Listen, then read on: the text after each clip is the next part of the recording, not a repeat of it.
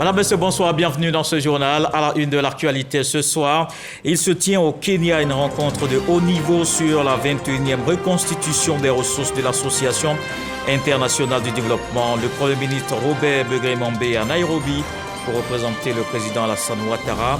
Un sommet afin de mobiliser les investissements nécessaires à la poursuite de la dynamique de développement en Afrique. En Turquie, le président de l'Assemblée nationale et sa délégation ont visité le mausolée d'Atatürk, premier président décédé en 1938. Le monument est situé à Ankara, en pleine capitale turque. Le site est devenu un lieu de tourisme. Adama Bictogo a salué la mémoire du fondateur de la Turquie moderne. C'est un journaliste de la RTI qui remporte le Super Ebony 2023.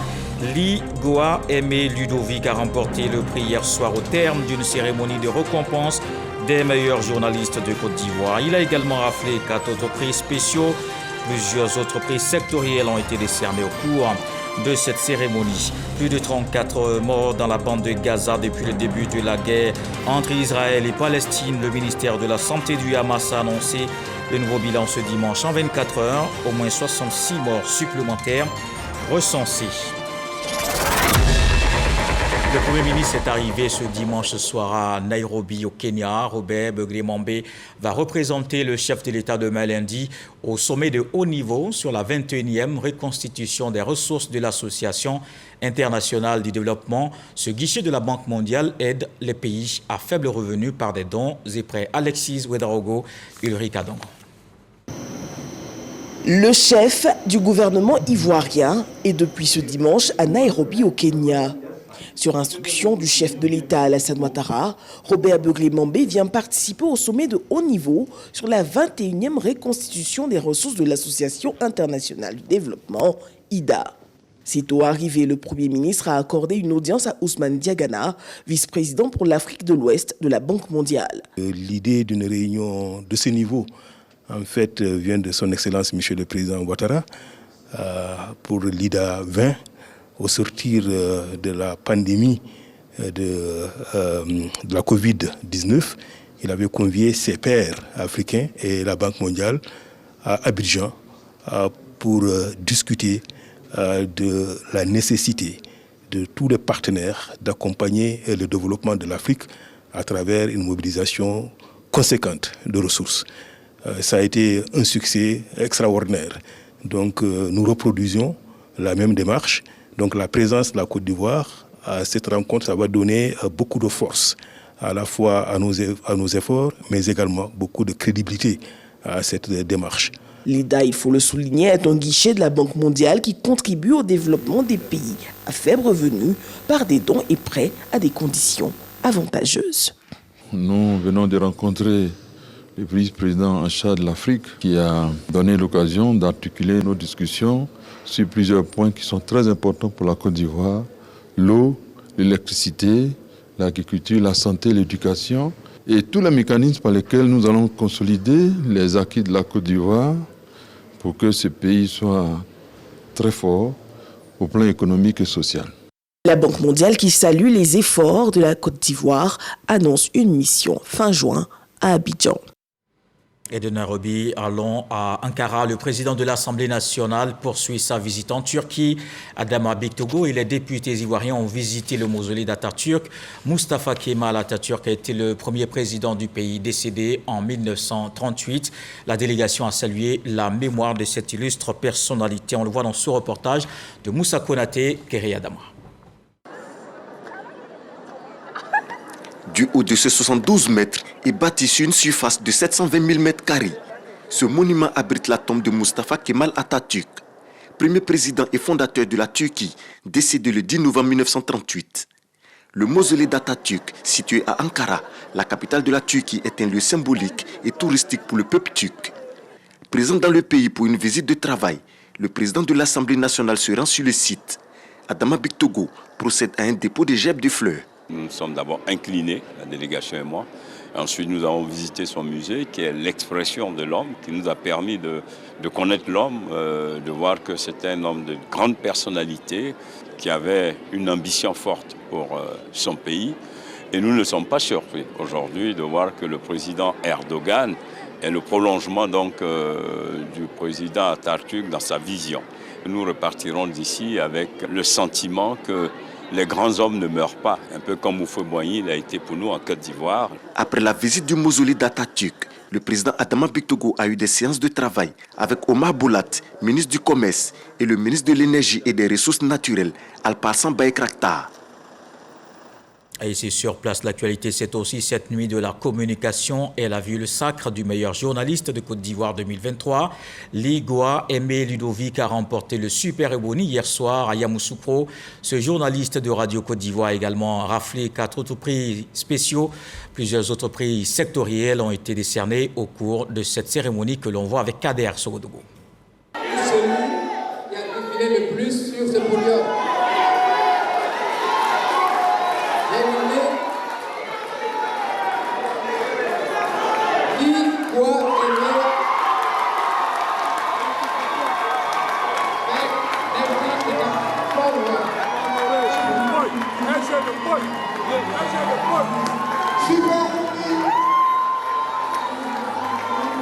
Journaliste à Radio Côte d'Ivoire, Ligua Aimé Ludovic remporte le Super Prix Ebony, édition 2023.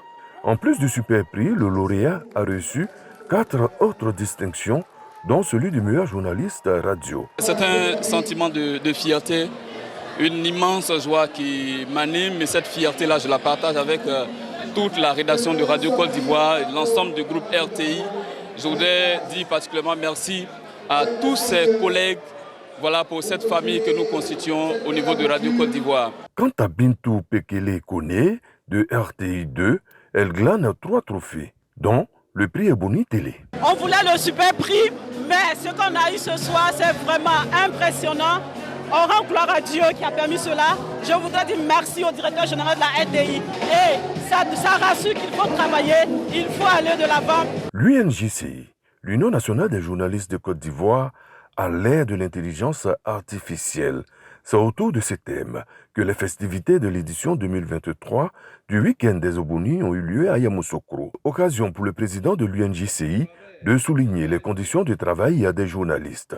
Ce plaidoyer ne signifie nullement pas que le journaliste, par notre voix, passerait sous silence ou par ingratitude l'effort soutenu que le gouvernement, sous le magistère éclairé de son Excellence Alassane Ouattara, pour venir en aide aux médias. À travers l'ASDM, des concours importants sont accordés aux médias dans leur ensemble. Monsieur le représentant du Premier ministre, les journalistes entendent un peu plus du gouvernement afin qu'ils puissent remplir convenablement leurs fonctions sociétales. Parrain de la cérémonie, le Premier ministre, ministre des Sports et du Cadre de vie, Robert Begré-Mambé. Il était représenté pour la circonstance par le ministre de la Communication et de l'Économie numérique. Amadou Koulibaly était entouré de plusieurs personnalités venues soutenir les hommes de presse. Le porte-parole du gouvernement invite les journalistes à plus de professionnalisme. À quelques mois de la prochaine présidentielle dans notre pays, diffuser la vraie information, la bonne information sur toutes les plateformes et peu importe les outils doit être votre préoccupation. C'est donc le lieu d'en appeler une fois de plus à votre sens du professionnalisme, votre capacité d'adaptation afin que le politique ne prenne pas le pas sur l'éthique.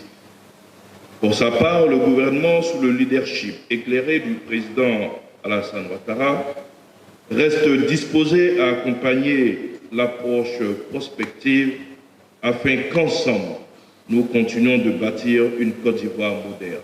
Les prix Ebony presse écrite et presse numérique ont été remportés respectivement par Faustin Ouman de Fraternité Matin et Elvis Gouza de l'Infodrome. Au nombre des lauréats des prix sectoriels et spéciaux figure Hamza Diaby de RTI 1, Abiba Dambélé Saoué, directrice de l'information des journaux de RTI 1, est nommée présidente du comité de pilotage de la Fondation Noël Ebony. Des journalistes sensibles aux questions liées au climat ont été aussi récompensés. D'ailleurs, la 6e édition des Journées africaines de l'écologie et des changements climatiques s'est tenue à Daliafleur, dans la commune de Bingerville. Ces journées visent entre autres à proposer des stratégies de participation du secteur privé et des collectivités locales à l'action climatique. Pour le ministre Assaouré Konan Jacques, cet événement permet aussi de promouvoir les startups écologiques nationales. Grâce Kando. La réserve naturelle de Daliafleur dans la commune de Bingerville contribue à oxygéner les populations environnantes.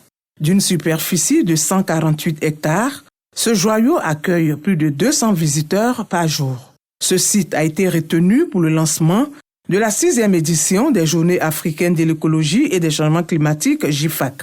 Ces journées sont une plateforme d'échange et de partage d'expériences dans le cadre de la lutte contre les changements climatiques. Les chaleurs sont de plus en plus fortes.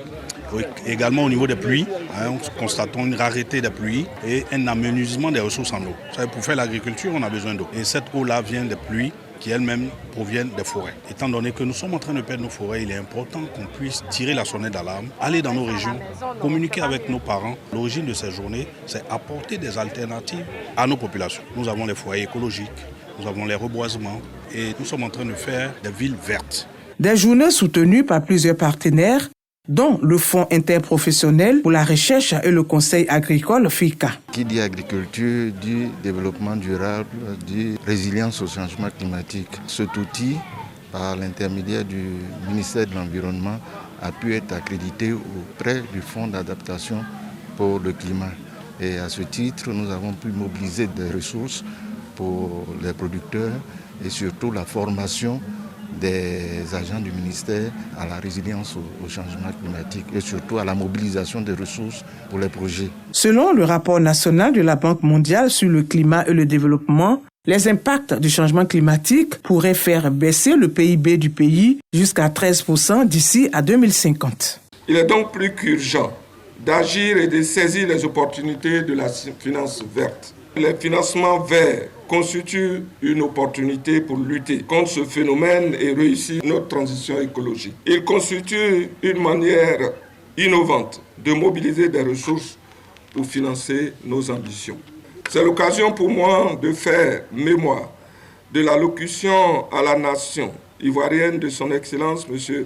Alassane Ouattara, le 31 décembre dernier, donnant ainsi le ton d'accorder une place de choix à l'écologie et de faire de la Côte d'Ivoire un hub de la finance verte. Entre autres faits marquants de la 6e édition des JIFAC, remise de prix à une dizaine d'ONG œuvrant pour la protection de l'environnement, sensibilisation des jeunes et enfants sur l'action climatique, marches sportives et parcours à vélo. Et il vient de se tenir également la 9e édition des Journées internationales de la filière avicole. L'événement a pris fin hier à Abidjan. Les organisateurs ont évoqué les opportunités d'emploi dans l'aviculture moderne. Jean-Marc Quadio, Léon Bro. De 23 000 tonnes en 2010 à 97 000 tonnes en 2022. La production de viande de volaille connaît une augmentation de 321% pour un chiffre d'affaires de 380 milliards de francs CFA. Ce bond, le fruit d'une synergie d'action des acteurs du secteur, fortement représentés à la 9e édition des Journées nationales de l'aviculture. 3 jours de partage d'expériences, de mise en relation des professionnels, de formation et d'exposition d'intrants avicoles. Notre filière est inscrite dans une dynamique de croissance soutenue depuis 2010, avec une production qui nous permet de renforcer chaque année la couverture des besoins en protéines des populations vivant en Côte d'Ivoire. Faisant ainsi de la filière avicole la seule filière des productions animales pour laquelle la Côte d'Ivoire couvre ses besoins par la production locale. Et nous en sommes fiers. Ces journées restent avant tout un cadre privilégié d'échange, mais aussi de formation des producteurs. Nous sommes à 95% de couverture des besoins alimentaires en protéines avicoles. En matière d'œufs, nous sommes pratiquement à 110% de couverture des besoins. Cela prouve l'effort qu'a fait certes le gouvernement pour accompagner les acteurs, mais qu'a fait les acteurs pour combler ce déficit qu'on avait constaté il y a de cela quelques années. En 12 ans, le secteur avicole ivoirien, c'est 280 000 emplois et une production d'1,7 milliard contre 600 millions auparavant. Et dans le magazine du dimanche, Herman Guivet a reçu dans le journal à 13h le docteur Tanomea Antoine, le directeur coordonnateur du programme national de lutte contre le paludisme, a parlé de l'introduction d'un vaccin contre la maladie en Côte d'Ivoire. Pour quelle cible et quel plan de couverture? Je vous propose de suivre un extrait de l'entretien. Merci au gouvernement parce que le gouvernement a bataillé dur pour qu'on puisse avoir ce vaccin. La Côte d'Ivoire aura ce vaccin dans notre, c'est-à-dire disponibilisé en Côte d'Ivoire d'ici juin. Donc, le vaccin va concerner seulement que les enfants de 0 à 5 ans. Et ce vaccin, c'est un vaccin qui est liquide, qui va être administré en intramusculaire, surtout à la face latérale externe de l'enfant. On va donner ce vaccin-là aux enfants à 7 mois, à 8 mois et à 9 mois. Et ce vaccin, on va faire un rappel à 18 mois. Donc ce vaccin va concerner ces enfants qui sont éligibles. Mais dans un premier temps, ce que nous allons faire, c'est de vacciner les enfants de 40 premiers districts. Les enfants de moins de 5 ans n'habitent pas seulement que dans les 40 premiers districts. Donc le ministre a souhaité que d'ici l'année prochaine, d'ici 2025, que toute la population des enfants de 0 à 5 ans du Côte d'Ivoire puisse en bénéficier à partir du 1er octobre.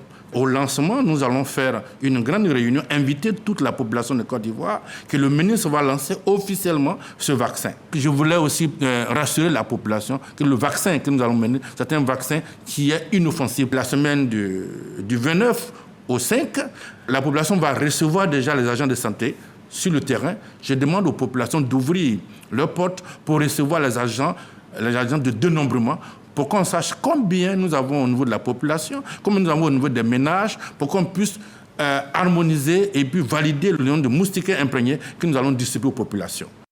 En culture maintenant, et revoilà le Festival international du Djegele. Pendant une semaine, les populations de Boundiali vont vivre au rythme du bal enfant. La cérémonie a eu lieu hier samedi au centre culturel de la ville. Colloques, conférences, débats et concerts sont au menu de ce rendez-vous culturel international de la capitale de la Bagoué. Issa Tionayo. Boundiali, capitale de la Bagoué, aux couleurs de la 8e édition du festival Djegele. La cérémonie d'ouverture de ce rendez-vous culturel est marquée par le traditionnel concours de beauté Yawolo.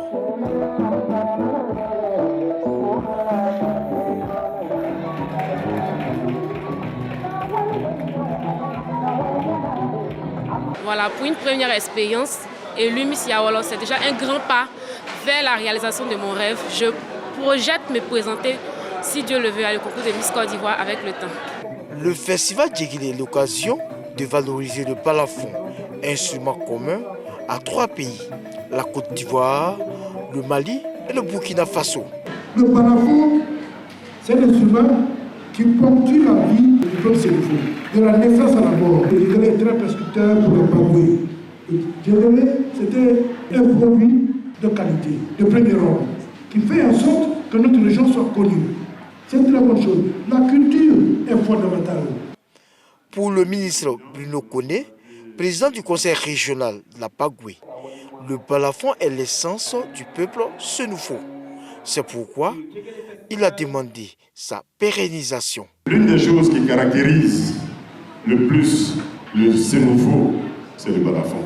Ça veut dire que c'est quelque chose qui nous caractérise. C'est quelque chose qui est dans notre culture.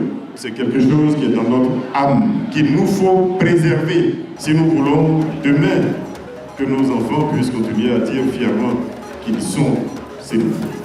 Par des festivals comme celui-ci, il faut le préserver en fabriquant du balafon sur place ici, en faisant également un élément commercial. Nous sommes la terre d'origine du balafon. Le Djegele vient de chez nous. C'est sa terre de naissance. C'est la raison pour laquelle votre Djegele festival se justifie fortement. C'est à nous de cultiver les qualités morales et musicales que contient le Djegele. Personne d'autre ne devrait pouvoir le faire autant que nous. Le festival Djegede qui a ouvert ses portes ce samedi 27 avril prendra fin le 4 mai prochain. Valorisation de la culture à Odiéné, la ville veut contribuer à la valorisation de ses jeunes talents. Le conseil municipal a rénové le centre culturel. Le nouveau joyau a été livré aux populations ce samedi en présence du maire Nassene Batouré et du président du conseil économique, social, environnemental et culturel, Khalil Diomandé Fernakona. Il renaît de ses cendres après de longues années passées dans l'agonie.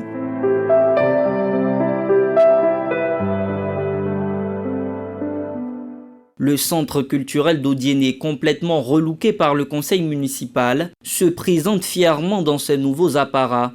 Baptisé Centre culturel H. Camara en hommage à un grand homme de théâtre disparu, l'édifice est inauguré par le président du Conseil économique, social, environnemental et culturel, Eugène Akaolé. Elle, en tant que fille de feu Camara H, c'est forcément un honneur de voir son nom se perpétuer de génération en génération, que les générations nouvelles sachent aujourd'hui qui a été Camara H et que ça soit une motivation pour les jeunes. Oui, on va beaucoup s'épanouir ici. Je sens qu'on va beaucoup s'amuser. On va danser au niveau des danses traditionnelles surtout. Un peuple sans culture est un peuple qui va mourir tout doucement. Donc rénover ce centre culturel, c'était une très très bonne chose. Bâti sur une superficie d'environ 1 hectare, l'infrastructure rénovée comporte un bloc administratif, un vestiaire, 2 blocs sanitaires et une salle de spectacle de 500 places. L'équipement total de façon moderne de ce centre était nécessaire. C'est une région qui regorge de beaucoup de diversité culturelle. Nous avons beaucoup de talents et il fallait réhabiliter pour que cet espace soit une opportunité pour les jeunes et un espace aussi pour former la jeunesse, pour leur donner l'opportunité de réussir. On félicite Madame le maire d'avoir inscrit ça dans son programme et d'avoir vraiment réaménagé à la grande satisfaction de nous tous ce centre culturel qui va permettre de faire des représentations théâtrales et faire tout ce qu'on veut pour vraiment le développement. Tiken Jaffa Koli, Alpha Blondy, Afou Keïta, Fadaldé, autant d'icônes de la musique ivoirienne qui font aujourd'hui la fierté de la ville d'Odiéné. Le président du CESEG, Eugène Akaolé, émet le vœu de voir ce nouveau joyau contribuer à la promotion de jeunes talents et au renforcement du positionnement culturel d'Odiéné. Je demeure persuadé que le bel édifice que nous inaugurons ce jour contribuera à mettre en lumière la richesse de la culture propre aux Odiénéens et favorisera l'éclosion de talents originaux. À voir cette œuvre, on ne peut qu'être rempli de fierté et se rendre compte de la dimension que veut donner à la commune Madame le maire. Le centre culturel d'Odiéné a été construit en 1985. Sa réhabilitation a été entreprise en 2023. Il est le plus grand centre culturel de la région du Kabadougou. Et la culture nous emmène aussi en France. La 4e édition de Bonjour Paris a eu lieu hier soir. L'émission d'humour de la RTI a été un véritable succès. Mais déjà, à la veille de ce grand rendez-vous du rire, les humoristes étaient en contact avec la diaspora africaine. Ils ont aussi disputé un match de gala qui les a opposés à la jeunesse ivoirienne de Paris, de la capitale française. Le reportage de Kone Pagassoro de Madangui. Paris, Ivry-sur-Seine. Humoristes et équipe de production de l'émission Bonjour en pleine séance de travail. Au centre des échanges, répétition, mobilisation et stratégie de communication autour de ce grand rendez-vous humoristique de la RTI, Bonjour Paris. Quand la Côte d'Ivoire a gagné, il a sauté sur le président. Et puis il y a quelqu'un qui est venu tirer du nom. Si c'est notre président, on fait tout ce qu'on veut. Si on veut, on embrasse. Si on veut, on n'embrasse pas. La stratégie trouvée. Alors, direction Château Rouge et Château d'Eau, boulevard Strasbourg. Une fois arrivés, humoristes et artistes chanteurs en contact avec la diaspora. Distribution de flyers et l'approche de bouche à oreille utilisée pour les inviter à se déplacer nombreux à la maison de la mutualité. Certains très heureux de voir leurs humoristes préférés profitent pour prendre des photos. D'autres, séduits par leur présence, prennent automatiquement des passes. D'autres encore très motivés ne veulent pas se faire compter cette 4e édition de Bonjour Paris. C'est le cas de la cofondatrice de Koyaka Market. Je suis ravie de voir toute la Côte d'Ivoire chez moi, surtout la RTI, c'est un plaisir. En plus des Ivoiriens, de nombreux fans de Bonjour des autres pays africains vivant à Paris. Au niveau de la Côte d'Ivoire, moi j'aurais remarqué, c'est devenu le centre des humoristes. En tout cas, vraiment, c'est un centre de qualité parce que quand je vois les émissions des humoristes au niveau de la Côte d'Ivoire, moi je suis du Congo, mais c'est pas le même niveau. Oui, c'est sûr.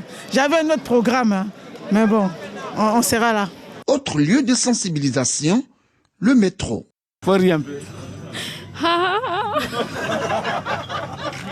Sortis du métro, humoristes et équipes de production se sont rendus à Paris Saint-Germain Academy dans le 93-300 pour un match de gala qui va les opposer à la jeunesse ivoirienne de Paris. Amis sportifs, bonsoir. Le match de gala qui oppose les humoristes ivoiriens face à l'équipe de France, c'est-à-dire les jeunes ivoiriens qui vivent ici en France. Moi, je vais face aux comédiens.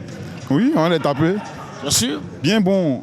Ça va, attends là. Ouais. Oh, oui. Ouais, ça va. Ouais, ça va, ouais, ça. Dis-moi, qu'est-ce qui se passe? Ah, mais là, on est chaud, là. Ouais. On est chaud, là, parce que là, on doit faire un grand match.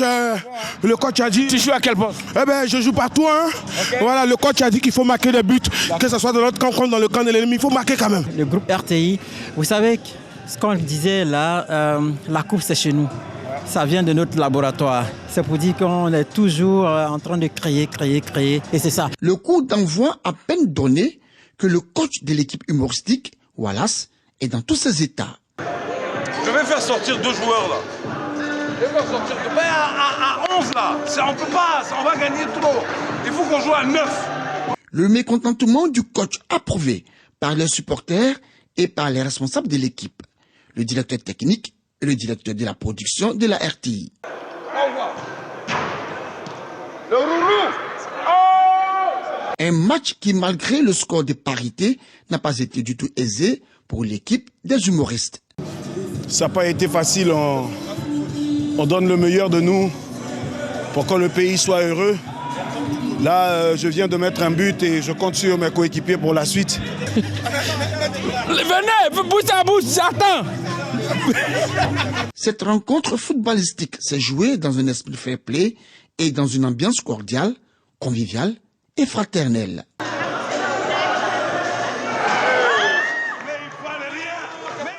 Ici en Côte d'Ivoire, attention sur les routes, les cas d'accident de la circulation augmentent. C'est ce qu'a noté le ministère des Transports dans le communiqué lu par Abou Sanogo. Un appel à la vigilance est lancé. Depuis quelques semaines, il est constaté une recrudescence des accidents graves de la circulation. Le samedi 20 avril 2024, c'était à Kounfao avec 13 tués et 9 blessés. Et ce samedi 27 avril 2024, c'est encore à Abengourou et à Abidjan, sur l'axe Adjamé-Yopougon, que nous enregistrons d'autres graves accidents de la route occasionnant au total 2 tués et 13 blessés. Face à cette situation, le ministre des Transports présente ses condoléances aux familles des victimes décédées et ses vœux de prompt rétablissement aux blessés. Le ministre informe par ailleurs l'opinion nationale que dans le cadre de l'application des sanctions, les dispositions suivantes ont été prises. 5 des 6 conducteurs impliqués dans ces accidents ont été interpellés par la police nationale et seront mis à la disposition de la justice dès le lundi 29 avril 2024. Le 6e conducteur en fuite est recherché. Une enquête est ouverte sur l'état des véhicules ainsi que leur contrôle technique pour, au besoin, situer la responsabilité des structures ayant délivré des attestations de contrôle technique aux véhicules impliqués dans les 3 accidents. Les responsables de 2 structures de contrôle technique automobile ont été invités à se présenter dès demain à la préfecture de police d'Abidjan, accompagnés des agents commis au contrôle des véhicules impliqués. Par ailleurs, le fonds de garantie automobile a été saisi à l'effet de prendre les dispositions nécessaires pour une meilleure prise en charge des blessés. C'est le lieu d'inviter les populations, les usagers de la route en particulier, à s'abstenir d'emprunter les véhicules vétustes ou en mauvais état. Attention donc, vigilance sur les routes. Le reste de l'actualité, c'est dans le 7 sur 7. Un retour sur les informations qui ont dominé la semaine écoulée. On fait le tour avec Souleymane Donisson.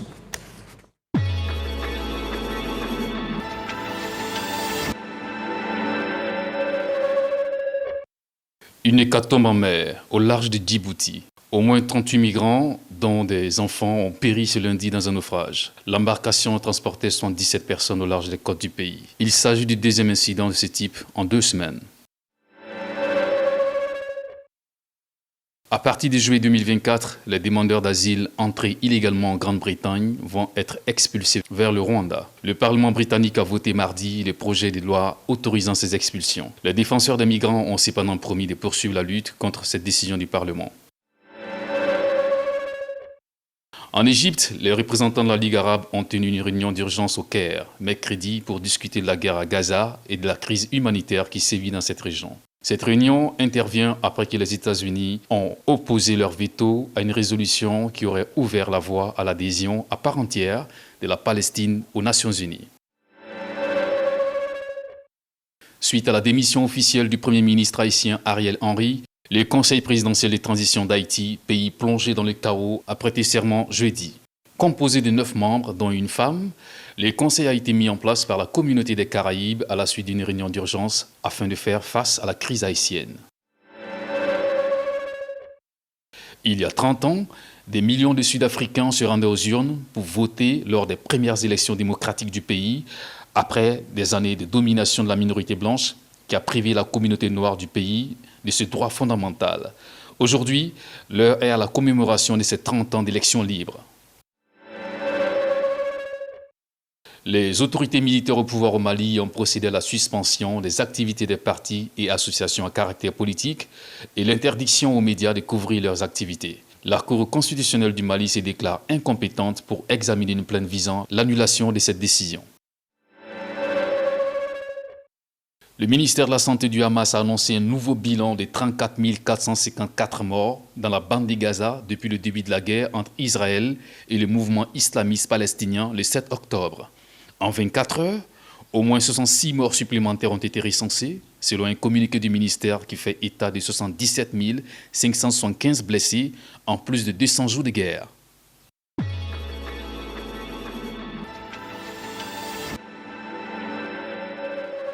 Et voilà qui met un terme à ce journal. Merci de l'avoir suivi. Retour de l'actualité 23h. Demain 20h, retrouvez Fatou Fofana. Ce soir, le sage nous apprend qu'on ne cherche pas le chemin des champs quand la nuit est tombée. Je vous souhaite donc une fructueuse semaine.